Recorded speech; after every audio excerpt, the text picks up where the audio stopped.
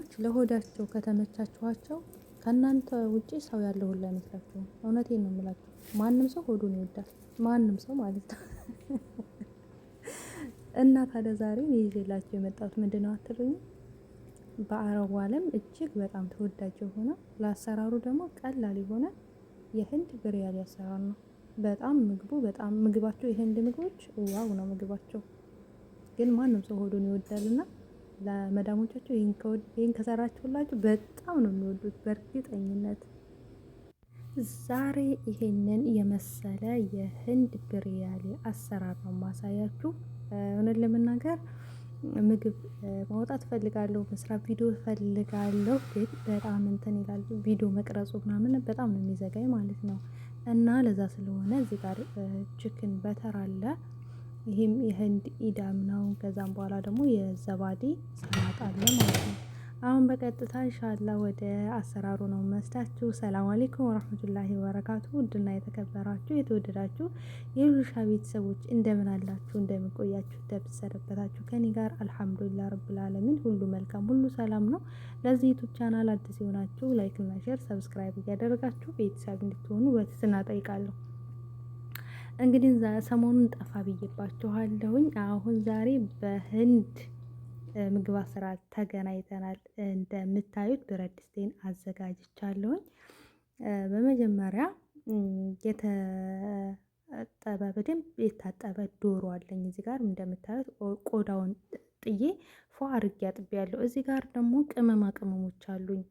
እንደምታዩት ይሄ የብሪያኒ ቅመም ነው። ይሄ ደግሞ የተሸከሸከ በርበሬ፣ ቁንዶ በርበሬ፣ ከሙንና የተፈጨ የድንብላል ፍሬ የተፈጨ የድንብላል ፍሬና ነጭ ሽንኩርት አለኝ ማለት ነው። እዚህ ጋር ደግሞ የተጠበሰ ሽንኩርት አለኝ።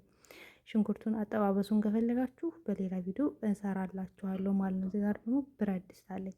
ብረት ድስቴን አግላለሁኝ። ምንም አይነት ብረት ድስቱ ላይ አልጨምርም። ዶሮውን ጨምራለሁ ማለት ነው። ከዛ ዶሮውን ጠብሰዋለሁኝ።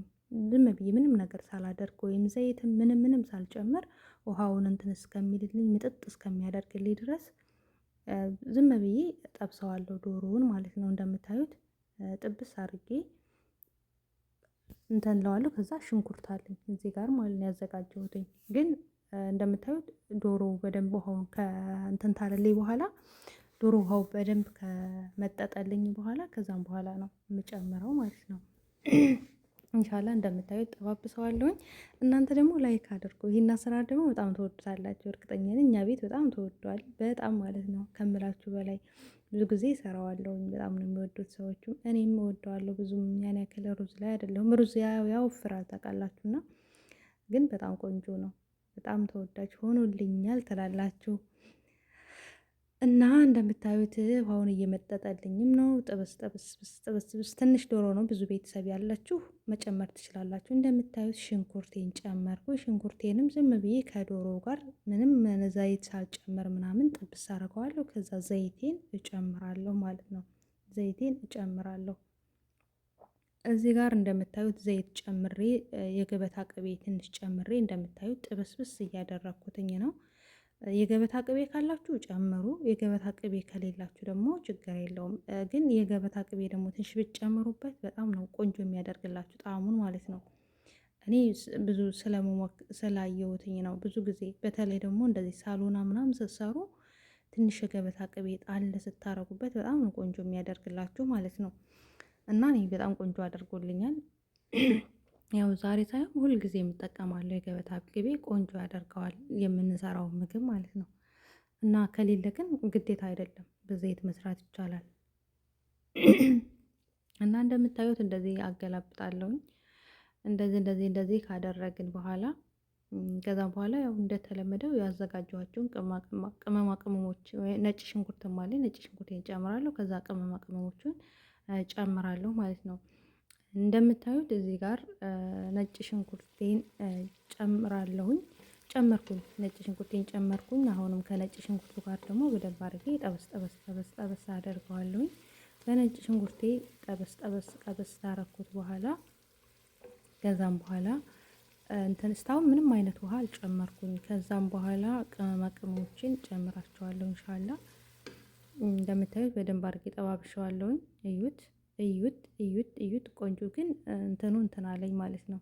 እንደምታዩት ባህራቶችን ሊያሳየኝ አልቻለም ጭሱ ማለት ነው። እና እንደምታዩት ቅመማ ቅመሞችን ጨመርኩኝ። ያሳየኋችሁን ቅመማ ቅመሞች ጨመርኩ። ከዛ ከቅመማ ቅመሞች ጋር ነው በደንብ አድርጌ ጥብስብስ አድርገዋለሁ ማለት ነው። ከዛ ሄል ካላችሁ ሄል፣ ወረቅ ቃር ታደርጋላችሁ። የረሳሁት ነገር ስላለ ነው ማለት ነው።